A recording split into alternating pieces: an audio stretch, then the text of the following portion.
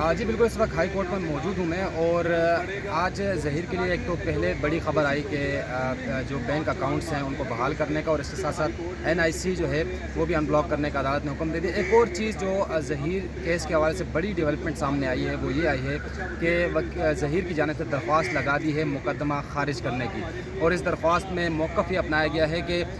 دعا مرضی سے پنجاب گئی، لاہور گئی، وہاں پر ہم نے نکاح پڑھا، اور مجسٹریٹ کے سامنے 164 کا بیان، اعترافی بیان قلم بند ہے۔ نکاح تمام تر قانونی جو ضابطے ہیں ان کو مد نظر رکھتے ہوئے نکاح کیا گیا ہماری جانب سے، اور بلا جواز ہمیں ہراساں کیا جا رہا ہے، پولیس کو ہراساں کرنے سے بھی روکا جائے، اور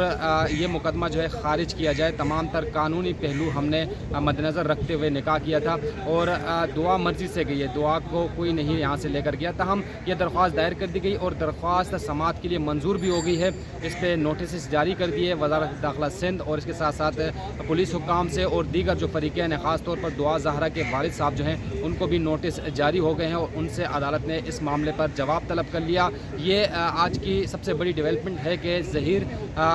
کے وکلاء یہ سمجھتے ہیں کہ اس مقدمے میں کچھ بھی نہیں رہا، یہ مقدمہ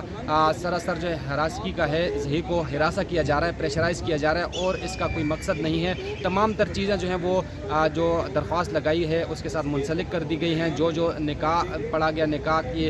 فوٹو کاپی نکاح نامے کی وہ بھی لگا دی گئی، اور دیگر جو شواہد ہیں اس کیس سے جڑے ہوئے وہ تمام تر شواہد لگا دیے گئے۔ مقدمے کی سماعت جو ہے وہ ابھی تاریخ اس کے لیے مختص نہیں کی گئی، لیکن درخواست منظور کر لی گئی ہے۔ تمام فریقین کو نوٹس جاری ہو گئے، اور آئندہ سماعت پر اس مدعے پر دلائل دیے جائیں گے کہ